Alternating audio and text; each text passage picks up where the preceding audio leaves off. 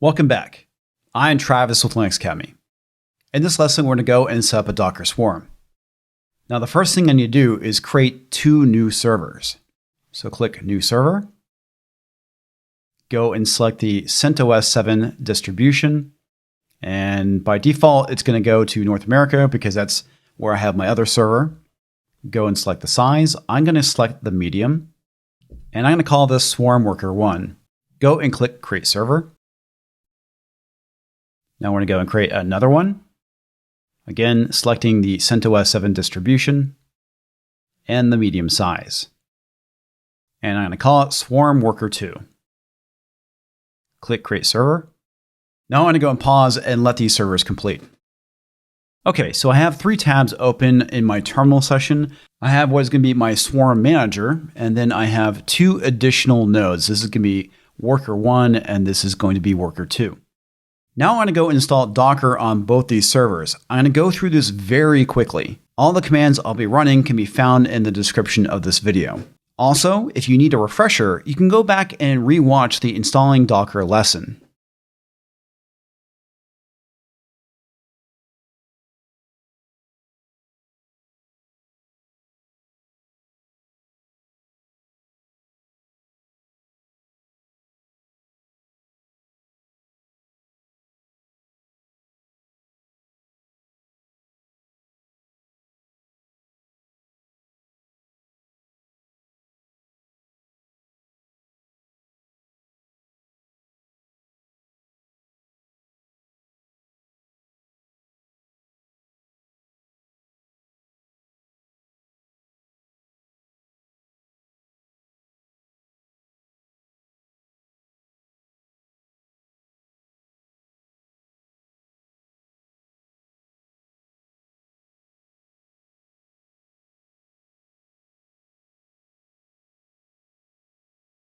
I've gone and completed the setup of my 2 worker nodes, and I'm back on the server that's going to be my manager. Now it's time to go and initialize the swarm. We're going to be executing a Docker swarm init, and we're going to be using the advertise adder flag.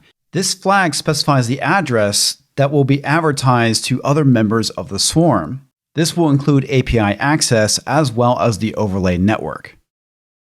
When we initialize the swarm manager, we want to use the private IP. Coming back over here to Cloud Playground, if you go and click on your Swarm Master, this should be called Manager. Come over here and grab the private IP. Just click Copy here. That's where you're going to go and get it. Back on the terminal, I'm going to go and initialize the swarm. That's all there is to it, and we are now provided with a join token, which we'll be using on both of the worker nodes. So I'm going to come over here, and I'm going to go and copy this right here. Come over to worker 1, paste it in. Oh, I forgot to do sudo. So this worker has joined the swarm, and we'll be doing this with the second node. Now back on the manager, execute docker node ls to go and list the nodes. And each of the servers is reporting back as ready. And this is how we know that the swarm has been properly initialized. Coming up in the next lesson, we're going to learn how to go and manage our swarm. Go ahead and mark this lesson complete.